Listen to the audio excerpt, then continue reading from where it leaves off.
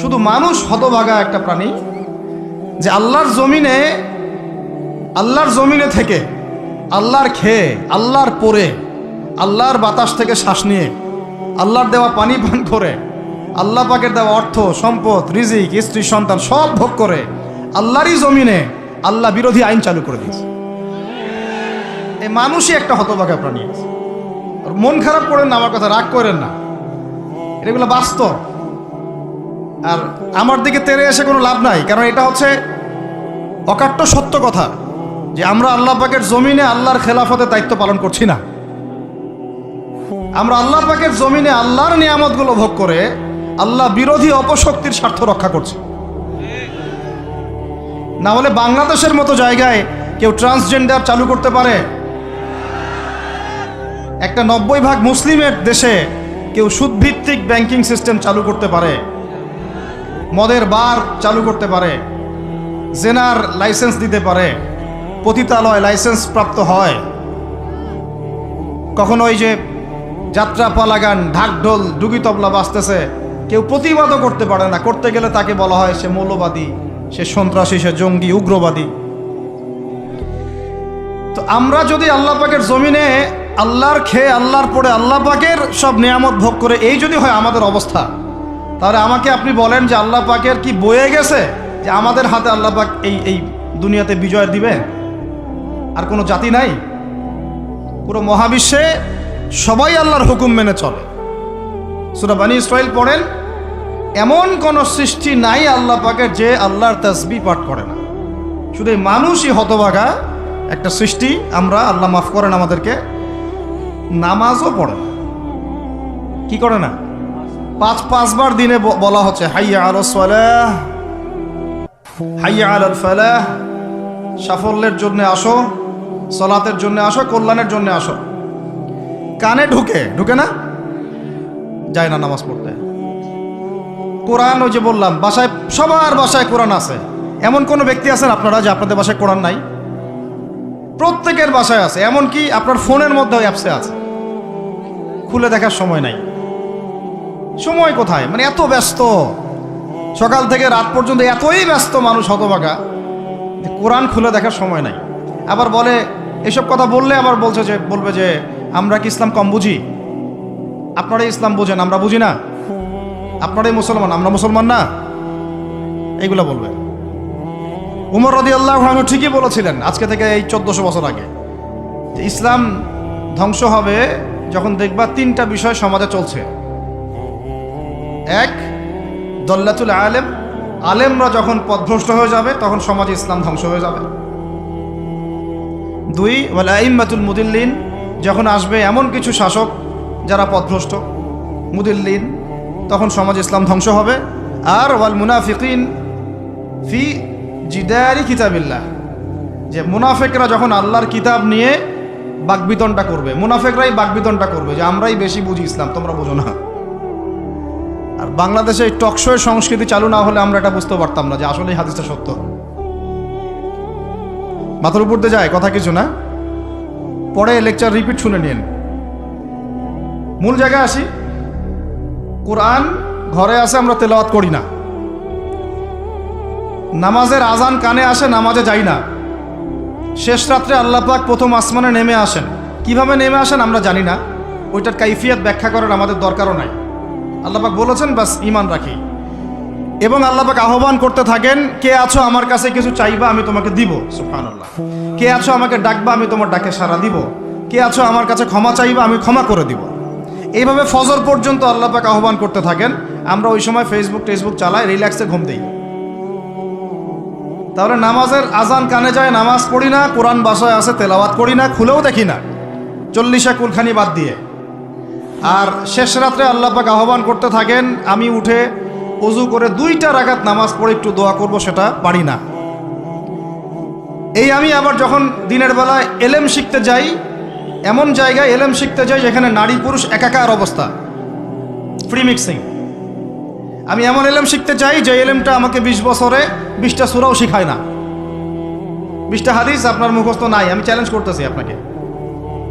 20টা হাদিস আপনি দাঁড়ায় বলেন, ছোট ছোট হাদিস খালি। যেমন عن أمير المؤمنين عمر بن الخطاب رضي الله عنه قال قال رسول الله صلى الله عليه وسلم إنما الأعمال بالنيات وإنما لكل امرئ من نوى فمن كانت هجرته إلى الله ورسوله فهجرته إلى الله ورسوله ومن كانت هجرته إلى الدنيا يصيبها أو امرأة يتزوجها فهجرته إلى ما هاجر إليه এরকম ছোট্ট ছোট্ট আপনি আমাকে 20টা হাদিস শুনান যারা 20 বছর পড়াশোনা করেছেন জেনারেল লাইনে, দাঁড়ান দেখি কার সাহস আছে। এই হচ্ছে আপনাদের শিক্ষার অবস্থা। তারপরে আপনি আবার যখন চাকরি ক্ষেত্রে যান, ঘুষ ছাড়া আপনার চাকরি হচ্ছে না। এই হলো অর্থনৈতিক জীবনের অবস্থা। আবার চাকরি, ব্যবসা, বাণিজ্য যাই করছেন, এর মধ্যে ম্যান্ডেটরি মাস্ট বি সুদ আছে। কি আছে? এই মাপে কম দেওয়া তো আছেই, অন্যের সম্পদ আত্মসাৎ তো আছেই, পণ্যে ভেজাল দেওয়া তো আছেই, তারপরে সিন্ডিকেট তো আছেই, যেটার দাম এখন এই রজবের কয় তারিখ? রজবের 14-15 হবে না? তো এই রজবের 14-15-তে যে পণ্যের দাম 200 টাকা, 1.5 মাস পরেই সেই পণ্যের দাম হবে 400 টাকা। এই হলো অর্থনৈতিক জীবনের অবস্থা। আর সুদের সাথে সম্পৃক্ত না হলেও তো আমাদের ঘুম হচ্ছে না। বাংলাদেশের 64,000 গ্রাম বাংলা বলি না আমরা, 64,000 গ্রাম বাংলায় একাধিক সুদী এনজিও আছে। সবাই সুদী কারবার করতেছে। আমাদের মা বোনরাও ওখানে সমিতিতে নাম লেখাচ্ছে, আমরাও নাম লেখাইছি অনেকে। কিস্তি শোধ করতে হচ্ছে, জমি বন্ধক রাখো, বাছুর বন্ধক রাখো, গরু বন্ধক রাখো। শেষমেশ ধনীরা ধনী হচ্ছে, গরিবরা গরিব হচ্ছে।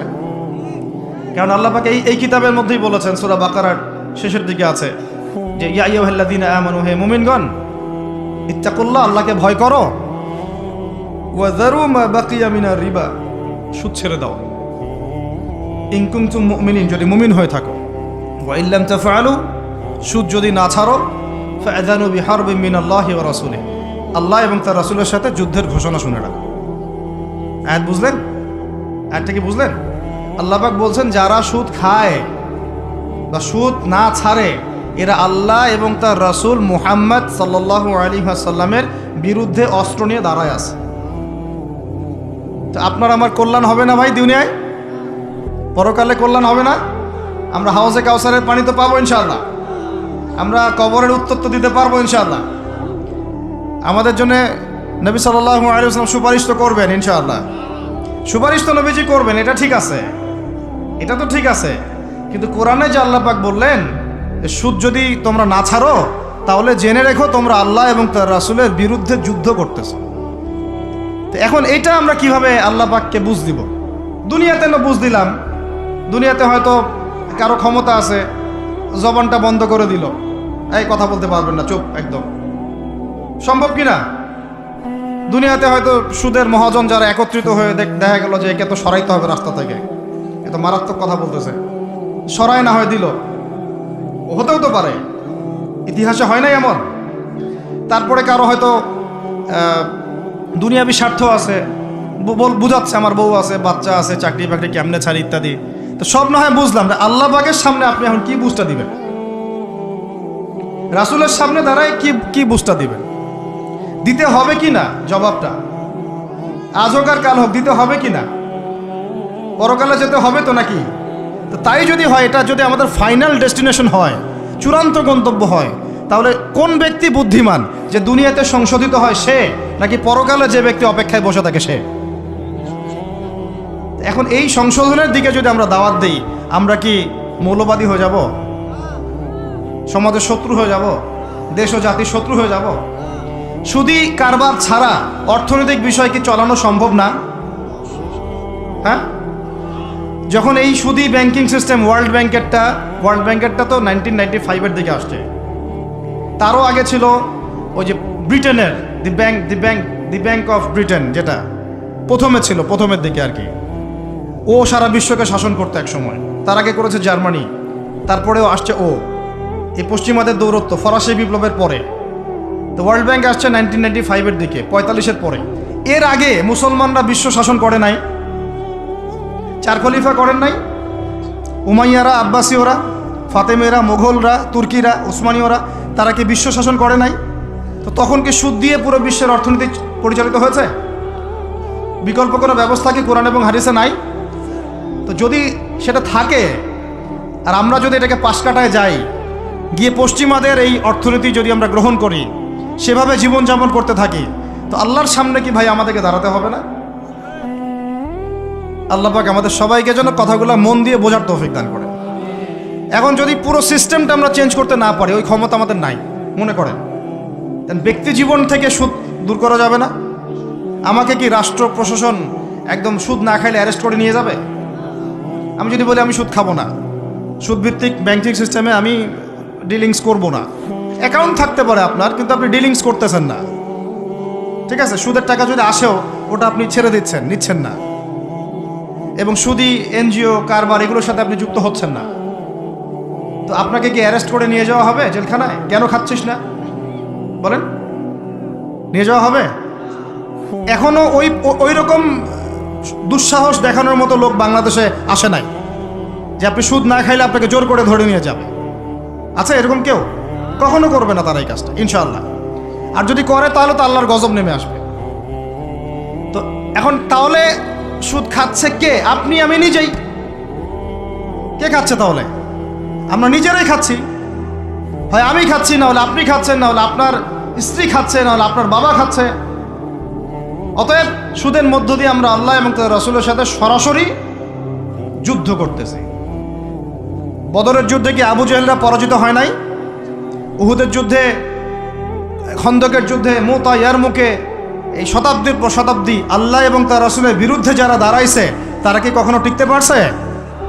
আজকে পশ্চিমারা সারা বিশ্বকে এভাবে সুদখোর বানিয়ে দিয়েছে, আর প্রত্যেকটা মুসলিম কান্ট্রি এর খপ্পরে পড়ে গেছে, বের হতে পারতেছে না।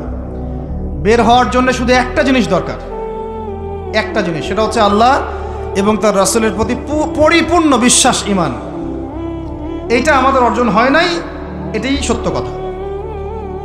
অর্জন যদি হতো তাহলে আমরা বিকল্প চিন্তা করতে পারতাম। যদি আফগানিস্তান আগামী 10 বছর এভাবেই অর্থনীতি চালাতে পারে, এখন তাদের যে অবস্থা, আগামী 10 বছর যদি আর নতুন করে যুদ্ধ বিগ্রহ না হয় এবং তারা যদি এভাবেই আরো 10 বছর তাদের ডাবল কারেন্সির অর্থনীতি চালাতে পারে, সুদহীন, জাকাত ভিত্তিক, ইসলামিক, আমাদের বিশ্বাস আগামী 10 বছরে দেখবেন তারা মার্কিন ডলারের উপরে আধিপত্য বিস্তার করেছে, ইনশাআল্লাহ। ইনশাআল্লাহ। আমি ইকোনমিক্স নিয়ে পড়াশোনা করেছি ভাই, এমনি এমনি কথা বলতেছি না।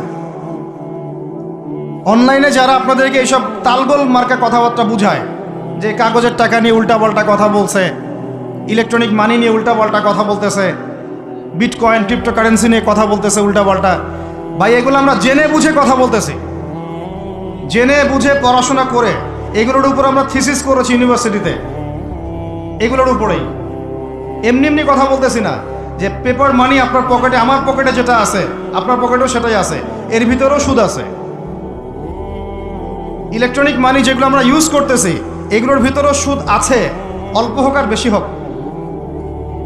এর সামনে আসবে বিটকয়েন, ওইটার মধ্যে সুদের ভিতর উপর সুদ, তার উপর আসতেছে একটা সিস্টেম যেটা অলরেডি কয়েকটা কান্ট্রিতে অ্যাপ্লাই হয়ে গেছে, চায়নায়, উত্তর কোরিয়া, দক্ষিণ কোরিয়া ইত্যাদি কান্ট্রিতে। এটা হলো ক্যাশলেস সোসাইটি, মানে কোনো ক্যাশই থাকবে না সোসাইটির মধ্যে, ডিজিট থাকবে, খালি ডিজিট।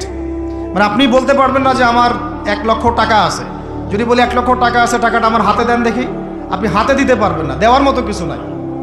ওইটা আপনার ডিজিটে থাকবে, নাম্বারে, ফিগারে। 1 লাখ এটা ফিগার। ইতিহাসে এমন কোনো কারেন্সি আসে নাই যেটা ধরাও যায় না, ছোঁয়াও যায় না, পকেটেও রাখা যায় না। এটা আসতেছে সামনে। যারা বুঝে না এগুলা, আমরা আক্রমণাত্মক কথা বলতে চাচ্ছি না, আল্লাহ পাক তাদেরকে হেদায়েত দান করুন। যারা বুঝে না তারা মনে করতে পারে এগুলো হচ্ছে ভবিষ্যৎবাণী, আদতে এইগুলা বর্তমান বিশ্বে চলতেছে, আমাদের সে সম্পর্কে জ্ঞান নাই। আমরা অনেকেই ক্যাশলেস সোসাইটি প্রতিষ্ঠার চেষ্টা করতেছি, এটার মধ্যে যতটুকু কল্যাণ আছে না তার চেয়ে বেশি অকল্যাণ আছে। যখন আমরা একটা জিনিস চালু হয়ে যায় তখন সবাই কিন্তু প্রতিবাদ করি না, যখন চালু হয়ে যায় তারপরে ওরা যখন ইসলাম বিরোধী এজেন্ডা বাস্তবায়ন করে তখন আমাদের টনক নড়ে। এক্সাম্পল দেই একটা, তাহলে বুঝবেন। আজকে ট্রান্সজেন্ডার নিয়ে যারা পেট্রোনাইজ করতেছে, পিছন থেকে ফান্ডিং করতেছে, এটাকে প্রমোট করতেছে, অনলাইন অফলাইন যেখানে ঢুকবেন খালি এগুলোই দেখা যাচ্ছে, এর পিছনে একটা সুদী এনজিওদের হাত আছে। কাদের হাত আছে? তো এখন সারা দেশে যখন এরা কারবার শুরু করেছিল তখন আমরা কিন্তু সবাই মিলে এইভাবে প্রতিবাদ করি নাই। আজকে যখন তারা একটা জিনিসকে প্রতিষ্ঠা করার চেষ্টা করতেছে ওদের স্বার্থে, ইসলামের বিপক্ষে, এখন আমাদের অনেকে টনক নড়তেছে যে আরে এ কি হচ্ছে, আমাদের মুসলমানদের বাচ্চারা এগুলো কি শিখতেছে। সমস্যা হচ্ছে আমরা সমস্যা আসলে শুরুতে বোঝার মতো ওই নূর, বাসিরা, হিকমা আমাদের এখনো পয়দা হয়নি। এবং শেষে গিয়ে একদম কুলে, কি বলে ওটাকে, মাঝপথে গিয়ে যখন দড়িয়ে যখন নৌকা ডোবা শুরু করে তখন আমাদের হুঁশ ফিরে আরে কি হচ্ছে। তো আল্লাহ পাক আমাদেরকে বিজয় দিবেন এটা প্রতিশ্রুতি দিয়েছেন, যে একটা নিয়ে কথা বলতে গেলে ভিতরে চলে গেছে। আমার সমস্যা এটাই, আলোচনা করতে গেলে একটু বেশি ভিতরে চলে যাই, পরে আর বেরোতে পারি না। আপনারা কি আলোচনা বুঝতে পারতেছেন? আল্লাহ পাক আমাদেরকে প্রতিশ্রুতি দিয়েছেন যে তোমরা দুশ্চিন্তাগ্রস্ত হয়েও না, তোমরা টেনশন করো না, ভয় পেও না, হীনবল হয়েও না, আনতুমুল আ'লাউনা, তোমরাই বিজয়ী হবে এই দুনিয়াতে এবং আখিরাতে, তোমরাই বিজয়ী হবে ইন কুনতুম মুমিনিন, যদি প্রকৃতপক্ষে মুমিন হয়ে থাকো। আমাকে বলেন, যারা আজান শুনেও নামাজে যায় না এরা কি মুমিন? বলেন। আপনি মনে করছেন আমি জুমার নামাজ তো পড়ি, ঈদের নামাজ তো পড়ি। এমনও হতভাগা মানুষ আছে পৃথিবীতে যাদের নামাজ প্রথমবার তারা নামাজ পড়ে জানাজার নামাজ, আছে না ভাই? আল্লাহ পাক আমাদের সবাইকে 5 ওয়াক্ত নামাজি হওয়ার তৌফিক দান করেন, এবং কাজা নামাজ অনেকের আছে, আল্লাহ পাক সেগুলো আদায় করার তৌফিক দান করেন। আপনারা যখন হজ উমরা সফরে যাবেন বেশি বেশি সেখানে নামাজ পড়বেন, কারণ ওখানে 1 রাকাত নামাজ হারাম শরীফে পড়লে 1 লক্ষ রাকাতের নেকি হয়, আর মদিনা মুনাওয়ারায় পড়লে, মানে হারামে পড়লে 1000 নেকি হয়। আর এই দুইটা আমরা খুব ভালো জানি, মিম্বরে আলোচনা হয় খুব, মাশাআল্লাহ, তাই না? তো নসিহত হচ্ছে ওখানে গিয়ে আমরা বেশি বেশি নামাজ পড়বো, নফল নামাজ, ঠিক আছে? কাজা নামাজগুলোও হিসেব করে আদায় করার চেষ্টা করবো ইনশাআল্লাহ। তবে হাদিসে আরেকটা জায়গা আছে, ওইটা আমরা ভুলে গেছি। আরও একটা মসজিদ আমাদের আছে ভাই, যেখানে 2 রাকাত নামাজ পড়লে জীবনের সব গুনাহ মাফ হয়ে যায়। ওইটা আমাদের পাঠ্যপুস্তকে নাই, আমাদের চেতনায় নাই, আলোচনায় নাই, মিম্বরে নাই, খুতবায় নাই। সেই মসজিদ কোথায়? ওই মসজিদ কি আমাদের না ইহুদিদের? কি মনে হয় আপনাদের? ওই আল-আকসা কি আমাদের না ওদের? ওইখানে 2 রাকাত নামাজ পড়লে, সফর করে 2 রাকাত নামাজ পড়লে জীবনের সব গুনাহ মাফ হয়ে যাবে। ওইখানে আমরা এখন ঢুকতে পারি না। কারো কোনো ফিকির আছে? ইয়াংদেরকে বলতেছি ভাই, লেকচারগুলো আমাদের বেশিরভাগই ইয়াংদের জন্য, যে এই যে সেলফি, এই শোডাউন, একজন বক্তাকে আপনি দেখতে চান, ইসলামী সেলিব্রিটিজম, এগুলো যে চালু করেছি আমরা, এইগুলো দিয়ে দিন আল্লাহর জমিনে কায়েম হবে না। এগুলো ভালোবাসা মহব্বতের নিদর্শন না। সত্যি সত্যি যদি আমাদেরকে আপনারা মহব্বত করে থাকেন, এমনভাবে নিজেকে গড়েন যাতে বাইতুল মুকাদ্দাস জয় করতে পারেন। ওই দিন বুঝবো যে আপনারা আমাদেরকে মহব্বত করেন, আমাদের কথা শুনেন, মানেন, বুঝেন। এমন একটা জামা আমাদেরকে করতে হবে যার একজন নেতা থাকবে, একটা নেতা, একদম সামি'না ওয়া আতা'না, শুনলাম মানলাম, এমন নেতা। এত ইখতিলাফ, এত বিভক্তি চলবে না। মানে বিভক্তি, ইখতিলাফ থাকতে পারে মাসলা মাসাইলের ব্যাপারে, ফিকহি ব্যাপারে, কিন্তু এই এত দলীয় বিভক্তি থাকা যাবে না। এক টেবিলে আলেমদেরকে বসতেই হবে। আলেমরা যদি এক টেবিলে না বসে ঐক্যের দৃষ্টান্ত স্থাপন না করতে পারে, জনগণ ঐক্যবদ্ধ হতে পারবে না। বাংলাদেশের সবচেয়ে বেশি দরকার এখন ওলামায়ে কেরামের ঐক্য।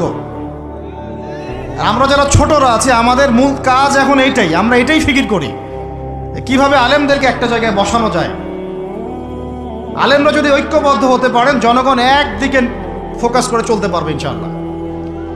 এবং তাদের মধ্যে যদি একজন আমির নিযুক্ত করা হয় এবং তার কথা যদি আমরা সূরাভিত্তিক মেনে চলি, ইনশাআল্লাহ বাংলাদেশ কেন, পুরা বিশ্বে দিন কায়েম করা সম্ভব। আমরা এই দিক থেকে আমরা মোটামুটি 20-30 বছর পিছায় আছি এখনো, বুঝতে পারছেন না আমার কথা? এই দিক থেকে দেখেন, আল্লাহর নবী সাল্লাল্লাহু আলাইহি ওয়াসাল্লাম মক্কাতেও সাহাবীদের মধ্যে কখনো বিভক্তি হতে দেন নাই। একজন নেতা তার আন্ডারে সব সাহাবীরা বায়াত করে আছেন হাতে হাত রেখে, ব্যাস যা বলবেন তাই। ডানে যাইতে বললে ডাইনে, বামে যাইতে বললে বামে। মার খাচ্ছেন, যদি নবীজি বলেন হিজরত করে চলে যাও, হিজরত করে চলে গেল আবিসিনিয়ায়, তাই না? আর যদি নবীজি বলেন সবর করো, সাবরান আলা ইয়াসির ফাইন্নামা ওয়াইদাকুমুল জান্নাহ, সবর করো তোমাদের জন্য জান্নাত, সবর করতেছেন, মার খাচ্ছেন, তাও কোনো কথা বলতেছেন না। এইরকম সামি'না ওয়া আতা'নার জেনারেশন না থাকলে দিন কায়েম হয় না, যেটা আমাদের বিগত 50 বছর আমরা করতে পারি নাই, এটাই সত্য কথা। এটা করার জন্য সবার আগে আমাদের মনের হিংসা দূর করতে হবে। কি দূর করতে হবে? মনের হিংসা দূর করতে হবে, মনের অহংকার দূর করতে হবে, নিজেকে ছোট মনে করা শিখতে হবে। আমি ছোট মানুষ, বড়রা যে দায়িত্ব দিবেন সেটা পালন করব, আলেম ওলামার সহবতে থাকব, তাদের পরামর্শ চলব, আমাকে যেভাবে গাইড করেন সেভাবে চলব, যখন যে দায়িত্ব আসবে সেটা পালন করব। চিন্তা এরকম না থাকলে আপনি চলতে পারবেন না, বিদ্রোহী হয়ে যাবেন তখন। বেয়াদবি, এই যে প্রথম একটা কথা বলছি, বেয়াদবি। আমরা অনেকেই বড় বড় বরেণ্য আলেমদের সাথে বেয়াদবি করছি, তাদের মানিজ্য হানি করছি। অনলাইনে লাইভে চলে আসলাম, একটা কথা বলে দিলাম, একটা পোস্ট দিয়ে দিলাম, ভাবছি আমি ইসলামের বড় উপকার করে ফেললাম। আদতে আমি বিশৃঙ্খল একটা অবস্থা ছিল, আরো বিশৃঙ্খলতা বাড়ালাম। আমি কাছাকাছি তো আনতেই পারলাম না। কিছু মানুষের কাজ দেখলে মনে হচ্ছে যে তাদের একটাই কাজ। কি একটাই কাজ? অনলাইনে একটা একটা করে আলেম, একটা একটা করে বক্তা, একটা একটা করে দায়ীর নাম ধরে ধরে সমালোচনা করা। এটা করে আপনি দিনের কি উপকারটা করতেছেন? এই কাজগুলো করে আপনি দিনের কোন জায়গায় খেদমতটা করতেছেন বলেন? এতে করে মানুষের দিন সম্পর্কে, সেই আলেম সম্পর্কে, সেই বক্তা সম্পর্কে, সেই ওস্তাদ সম্পর্কে, সেই ইসলামী দল সম্পর্কে কি ভালো ধারণা সৃষ্টি হচ্ছে না খারাপ? আমরা যদি প্রশ্ন করি যে আপনি নিজের চেহারাটা একটু আয়নায় দেখেন না, আপনার ভিতরে কি কোনো দোষ নাই? আপনি কি এই উম্মার নেতৃত্ব দেওয়ার যোগ্যতা অর্জন করেছেন? কতগুলো কিতাব পড়েছেন? কি ডিগ্রি অর্জন করেছেন? কতটুকু সার্টিফিকেট অর্জন করেছেন? কতটুকু তাসকিয়া অর্জন করেছেন? কতটুকু আপনি নূর অর্জন করতে পারলেন? কতটুকু বাসিরা আছে আপনার? কয়টা মসজিদ করেছেন? কয়টা মাদ্রাসা করেছেন? কয়টা ইসলামিক সংগঠন করলেন? কয়টা কিতাব লিখলেন? কয়টা লেকচার দিলেন? আপনি নিজে কি করলেন দিনের জন্য? এই চিন্তাটা করা দরকার নাই যে আমি নিজে কি করলাম দিনের জন্য, ও কি করলো, ওর কি খেদমত, ওর কি দোষ, ওর কি ত্রুটি, এইগুলোর চর্চা আমরা ব্যস্ত হয়ে আছি এখন। এই একটা কারণে আমাদের ওলামায়ে কেরামদের মধ্যে ঐক্য হচ্ছে না, দুর্ভাগ্যজনকভাবে। কারণ আমরা একটা শ্রেণী আলেমদের ইজ্জত ধোয়ার পিছনে লেগে গেছি আর কি। একজন আলেম না, এটা ভুল করছে ভাই, আলেম মানুষ তো, কেন বেয়াদবি করতে হবে আপনাকে? কেন আপনাকে একটা সেশন করতে হবে? কেন একটা এটা করতে হবে, সেটা করতে হবে? চুপ করে থাকেন আপনি। পারলে তার সাথে আপনি পার্সোনালি দেখা করেন, তার কাছে যান, তার কথার পিছনের কারণটা খুঁজে বের করার চেষ্টা করেন। ইসলামের খেদমত এগুলো হচ্ছে না, তো ওইদিকে যেতে যাচ্ছি না। একটা রিকোয়েস্ট করবো আপনাদেরকে যে আমরা সবাই একটা দায়িত্ব কাঁধে নেই, যে এই উম্মতকে বিজয়ী করার জন্য আমারও কিছু দায়িত্ব আছে। আপনার দায়িত্ব নেই ভাই? আপনি এখন আয়নার সামনে আজকে রাত্রে দাঁড়ায় অনেস্টলি সততার সাথে দাঁড়াবেন, দাঁড়ায় আপনার চেহারা আয়নায় দেখবেন, দেখে চিন্তা করবেন যে আসলে আমি আজ পর্যন্ত এই উম্মাকে কি দিয়েছি। বলেন তো কি বললাম ভাই? আয়নার সামনে দাঁড়ায় কি বলবেন? আমি আদনান, আমি আব্দুর রহমান, আমি আব্দুর রহিম, আমি অমুক, আমি তমুক, আমি ইসলামকে, উম্মাকে, আল্লাহকে, রাসূলকে কি দিয়েছি এই পর্যন্ত। যদি আপনার মনের মধ্যে সততা থাকে, জবাব ওই আয়নার তসবির আপনাকে দিয়ে দিবে। একটা উর্দু শের আছে যে চেহারে তো আকসর ধোকা দেতি হ্যায়, সচ তো আইনা বলতি হ্যায়। মানে চেহারা তো বেশিরভাগ সময় ধোকা দেয় মানুষকে, সত্য কথা বলে আয়নার প্রতিবিম্ব। তো আল্লাহর ওয়াস্তে নিজের আত্মসমালোচনা করি, আমরা উম্মাকে কি দিলাম এটার ফিকির করি। এখন যদি উত্তর আসে যে আমি অনেক দিয়েছি উম্মাকে, আমি একদম কামেল হয়ে গেছি, তাহলে বুঝবেন আপনার মধ্যে ইবলিসের চরিত্র আসছে। ইবলিসই বলতে পারে যে আমি সবার চেয়ে শ্রেষ্ঠ।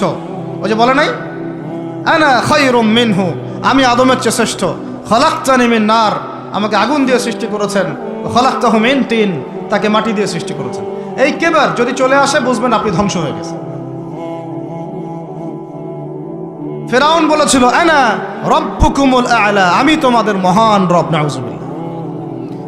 আর একজন আল্লাহর বান্দা খালি বলবে আল্লাহুম্মা ইজআলনি ফি আইনি সগীরা ওয়াজআলনি ফি আ'য়ুনিন নাসি কাবীরা।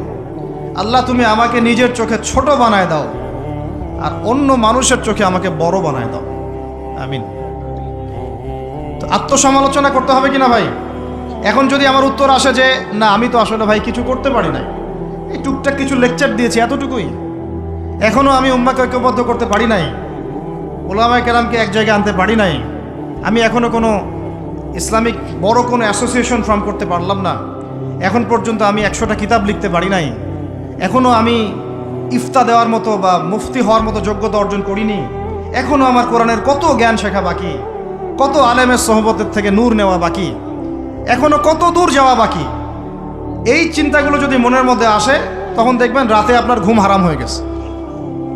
তখন আপনার প্রচেষ্টা চলবে ইনশাল্লাহ কিভাবে এগুলো আপনি অর্জন করতে পারবেন। ওই গুটি কয়েক মানুষকে দিয়ে দিন কায়েম হবে ইনশাল্লাহ। আমার কথায় রাগ করলেন নাকি?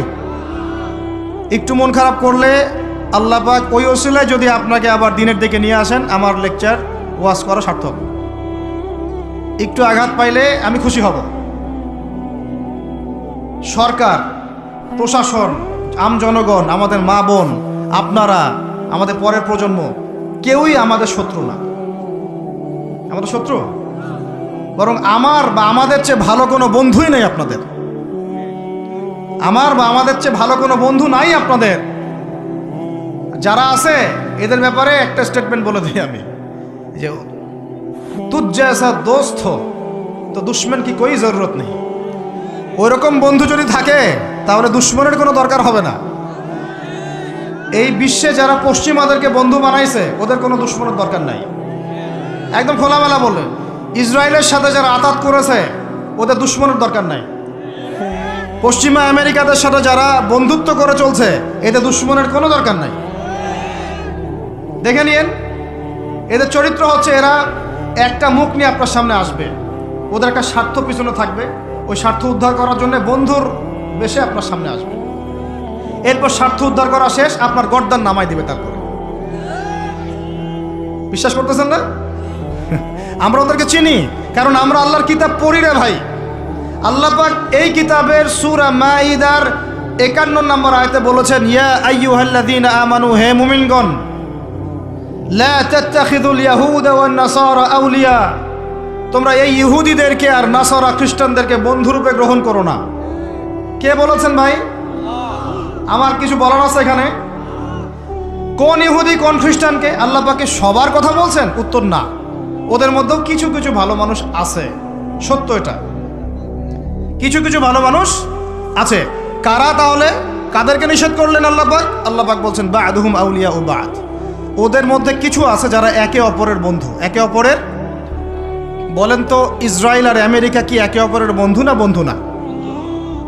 এদেরকে বন্ধুরূপে গ্রহণ করতে আল্লাহ নিষেধ করেছেন। এই আয়াতটা এখন ওই মধ্যপ্রাচ্যের এই হাবিবিদেরকে কে বুঝাবে? কে বুঝাবে? এই জর্ডানের রাজাকে কে বুঝাবে? আমাদের সৌদের কিংকে কে বুঝাবে? লেবাননকে কে বুঝাবে? এই যে গলফ কান্ট্রিদেরকে কে বুঝাবে যে আল্লাহ পাক বলেছেন ইহুদি এবং খ্রিস্টানদের মধ্যে যারা একে অপরের বন্ধু এদেরকে আমরা বলি জায়নিস্ট। কি বলি? জায়নিস্ট, মানে জায়নবাদী। এরা জায়নিস্ট মুভমেন্ট চালু করেছে সারা ওয়ার্ল্ডে। এদের উদ্দেশ্য হচ্ছে হোলি ল্যান্ডটা দখল করা, মানে ওই নীলনদ থেকে ইউফ্রেটিস পর্যন্ত দখল করে ওইখানে দাজ্জালের শাসন কায়েম করা, এটা ওদের লক্ষ্য। এই একটা লক্ষ্যেও আগাচ্ছে। এদেরকে আল্লাহ পাক বন্ধুরূপে গ্রহণ করতে নিষেধ করেছেন। এই আয়াতটা আপনি ওদেরকে কিভাবে বুঝাবেন? আল্লাহ পাক আরো বলছেন ওয়ামা ইয়াতাওয়াল্লাহুম মিনকুম, আয়াত কিন্তু শেষ হয়নি এখনো। আল্লাহ পাক বলছেন ওয়ামা ইয়াতাওয়াল্লাহুম মিনকুম, তোমাদের মধ্যে হে মুমিনরা কেউ যদি ওদের দিকে মুখ ফিরাও, মানে ওদেরকে অ্যালায়েন্স রূপে গ্রহণ করো, ফাইন্নাহু মিনহুম, তুমি তখন তাদের অন্তর্ভুক্ত হয়ে যাবে। নাউযুবিল্লাহ। তার মানে কি তারা কাফের হয়ে যাবে? আমরা কি তাহলে এদের সবাইকে কাফের বলছি, তাকফির করছি? উত্তর না। যারা বলে আমরা এদেরকে তাকফির করেছি এরা ডাহা মিথ্যাবাদী, এরা হচ্ছে ডাহা মিথ্যাবাদী। আমরা এ ধরনের মধ্যপ্রাচ্যের শাসকদেরকে তাকফির করি নাই, আগেও করিনি, এখনো করি না, ভবিষ্যতেও ইনশাল্লাহ করব না। আল্লাহ পাক কি বলছেন তাহলে? আল্লাহ পাক আয়াতের শেষে উত্তর দিচ্ছেন, ওয়া মান ইয়াতাওয়াল্লাহুম মিনকুম ফাইন্নাহু মিনহুম। তোমাদের মধ্যে কেউ যদি ইহুদি নাসারাদের সাথে, জায়নিস্টদের সাথে জোট গঠন করো, ওদেরকে বন্ধুরূপে গ্রহণ করো, তাহলে তোমরা তাদের অন্তর্ভুক্ত হয়ে যাবে, আমাদের কেউ থাকবে না। এর মানে তারা কি হবে? ইন্নাল্লাহা লা ইয়াহদিল কওমাজ জালিমিন। আল্লাহ পাক এই জালেমদেরকে হেদায়েত দেন না, তার মানে তারা হবে জালেম। কি হবে? আল্লাহ পাক শব্দ ইউজ করেছেন কি? জালেম। অতএব যদি কেউ জায়নিস্টদেরকে মিত্ররূপে, বন্ধুরূপে গ্রহণ করে, সে ব্যক্তি হোক, সমাজ হোক, সরকার হোক, রাষ্ট্র হোক, সে জালেম হয়ে যাবে। কি হবে ভাই? সে কি কাফের হবে? উত্তর না। কাফের হবে, কি হয়ে যাবে? জালেম। ইন্নাল্লাহা লা ইয়াহদিল কওমাজ জালিমিন। আল্লাহ পাক জালেমদেরকে হেদায়েত দেন না। এই জন্যই তো মদের বার ওপেন করতেছেন, এখন কনসার্ট করতেছেন, হ্যালোইন করতেছেন, এইটা করতেছেন, ওইটা করতেছেন। কেন? আল্লাহ পাক নারাজ হয়েছেন। আল্লাহ পাক কি হয়েছেন? নারাজ হয়েছেন। আল্লাহ পাক এখান থেকে ফিরে না আসলে আল্লাহ পাক ধরবেন। তো এখান থেকে আপনি বুঝতে পারছেন যে পুরো বৈশ্বিক প্রেক্ষাপটে আমাদের অবস্থাটা কি। আরো একটা আয়াত আছে, এটা সূরা বাকারা, এটা আরো মারাত্মক। এটা আল্লাহ পাক তার নবীকে বলছেন যে ওয়ালান তারদা। ভালো করে শোনেন যুবকরা, আল্লাহ পাক বলছেন ওয়ালান তারদা। আপনারা হয়তো অনেকে গ্রামার জানেন না, যারা মাদ্রাসা ব্যাকগ্রাউন্ডে তারা জানে, বুঝবেন। এখানে এমন একটা কথা বলা হচ্ছে যে কখনোই কখনোই তারা সন্তুষ্ট হবে না। ওয়ালান তারদা আনকাল ইয়াহুদা, নাকি ইয়াহুদ, ওয়ালান তারদা আনকাল ওয়ালান তারদা আনকাল ইয়াহুদ ওয়ালান নাসারা হাত্তা তাত্তাবিআ মিল্লাতাহুম। কি কঠিন কথা, কি স্পষ্ট কথা। আমরা কি আল্লাহ পাককে তাফসীর শিখাইতে যাব? আমরা কি আল্লাহ পাককে তাউইল শিখাইতে যাব? আমরা কি আল্লাহকে ব্যাখ্যা শিখাইতে যাব? আল্লাহর কালামের স্পষ্ট কথার কোনো ব্যাখ্যার দরকার নাই। এটা তো আয়াতুল মুহকামাত, এটা তো মুতাশাবিহাত আয়াত নয়। আল্লাহ পাক বলছেন ওয়ালান তারদা, কোশ্চিন কালেও সন্তুষ্ট হবে না, আনকা, হে নবী, তোমার উপরে। কারা সন্তুষ্ট হবে না? আল ইয়াহুদ ওয়ালান নাসারা, ইহুদি এবং নাসারা। এরা কোশ্চিন কালেও তোমার উপরে হে নবী সন্তুষ্ট হবে না, হাত্তা তাত্তাবিআ মিল্লাতাহুম, যতক্ষণ না তুমি ওদের মিল্লাত, ওদের ধর্ম গ্রহণ করছো। আর কিছু বলতে হবে ভাই? হ্যাঁ, আপনি যদি এখন ওদের সব, ওদের শিক্ষা, ওদের সংস্কৃতি, ওদের রাজনীতি, ওদের বিশ্ব রাজনীতি, ওদের কূটনীতি, ওদের মানে যা যা আছে, ওদের যা কিছু আছে, দর্শন, এগুলোর সামনে আত্মসমর্পণ করেন, বলেন হ্যাঁ এগুলো খুব ভালো, আমরা এগুলো মেনে নিচ্ছি, হ্যাঁ তোমরা আমার দোস্ত বন্ধু, ওরা আপনার কোনো ক্ষতি করবে না, কোনো ক্ষতি করবে না। কিন্তু যদি আপনি এগুলোর বিরুদ্ধে দাঁড়ান, না তোমাদের এইসব গডলেস, উল্টাপাল্টা, আল্লাহ বিরোধী শিক্ষা, এগুলো চলবে না, তোমাদের সুদভিত্তিক অর্থনীতি চলবে না, তোমাদের এই আল্লাহ বিরোধী এই যে জিও পলিটিক্স চলবে না, তোমাদের এই মুসলিমদের উপর অত্যাচার, নিধন, এগুলো চলবে না, তোমাদের এইসব জুলুম নির্যাতন চলবে না, এইগুলো কথা যদি আপনি বলে ওদের বিরুদ্ধে দাঁড়ান, কথা দিয়ে দাঁড়ান, কলম দিয়ে দাঁড়ান, অ্যাসোসিয়েশন দিয়ে দাঁড়ান, বা একটা জাতিগতভাবে প্রতিবাদ করেন, বা আপনি ওদের জুলুমের বিরুদ্ধে দাঁড়িয়ে যান, বলেন যে না আমরা ফিলিস্তিনিদের পাশে আছি, প্রয়োজনে আমরা ওদের পক্ষে যুদ্ধ করব, এই ধরনের কোনো কথা যদি আপনার মুখ দিয়ে বেরিয়ে যায়, মুখ ফসকেও যদি বেরিয়ে যায়, দেখবেন ওরা পুরো শক্তি নিয়ে আপনার বিরুদ্ধে ঝাঁপায় পড়ছে। বুঝতে পারেন নাই মনে? আর কেমনে বললে বুঝবেন আমার জানা নাই। এর চেয়ে আর খোলামেলা কোনো কথা বলা সম্ভব না। এই হলো কোরআনের কথা। আরো আছে, আরো বলি একটা, নিতে পারবেন তো? এই একটা নিতে পারবেন তো? আল্লাহ নেওয়ার তৌফিক দান করেন। কোরআনের কিছু আয়াত আছে সবাই নিতে পারে না। কোন আয়াত আছে শুনলে মানুষ মনে করে যে কোরআন তো আমার জন্যই নাজিল হয়েছে, আর কোন আয়াত আছে শুনলে মানুষ মনে করে এই আয়াতটা নাজিল করার কি দরকার ছিল। নাউযুবিল্লাহ। এখন এই যুগ চলতেছে, সব মানতে রাজি, কিসের পর্দা, পর্দার কি দরকার? সব মানি কোরআনের, যাকাত ভিত্তিক, কিসের যাকাত, যাকাত দেওয়ার কি দরকার? সব মানি, চোরের আবার হাত কাটতে হবে কেন? মানবতা বিরোধী কাজ। সব মানি কোরআনের, ব্যভিচার করলে রজম কেন করতে হবে? এটা তো বর্বর মধ্যযুগীয় আইন। কথা বুঝতে পারেন না? কোরআনের সবাই নিতে পারে না। কোরআনে 400 থেকে 450 জায়গায় আছে যে আল্লাহ রাব্বুল আলামিনের দিন প্রতিষ্ঠার জন্যে তোমরা দাওয়াতের পাশাপাশি জিহাদ করো। কি করো? ওই শব্দ নিতেই পারে না মানুষ, শুনলেই যারা ইসলামের বিরুদ্ধে আছে, সরাসরি বিরুদ্ধে আছে, ওরা তো এমনি নিতে পারেই না, এটা আলাদা বিষয়। যারা দাড়ি টুপিওয়ালা কালিমা পড়া কিছু মুসলমান আছে, মুনাফেক নামধারী মুসলমান, এরাও নিতে পারে না। দেখেন নাই কি অবস্থাটা হইল অক্টোবর মাসে, এই যে প্যালেস্টাইন ইস্যু নিয়ে এই প্রকাশ্য একটা জিহাদ চলতেছে ইহুদিদের সাথে, একদম স্পষ্ট, সবাই চিনতেছে কারা হকপন্থী কারা বাতিলপন্থী। একটা মানুষ যে নামাজ পড়ে না সেও চিনতে পারতেছে যে হ্যাঁ এরা জালেম, এরা মাজলুম, তাই না? প্রশাসনের 98% ভাই এটাই বিশ্বাস করে যে ইসরায়েল জালেম, এই ফিলিস্তিনের ভাইরা মাজলুম। অনেক ভাইয়ের সাথে আমাদের দেখা হয়, কথা হয়, চা খাই। আল্লাহ পাক তো একটা জায়গা দিয়েছেন আলহামদুলিল্লাহ মহব্বতের। তারা বলে যে হুজুর, যদি সত্যি আমাদের সুযোগ থাকতো বা আমাদেরকে যদি আল্লাহ পাক সুযোগ দিতেন, ওই রকম কোনো নেতা আমাদের থাকতো, আমরা সবার আগে গিয়ে ওখানে যুদ্ধ করতাম।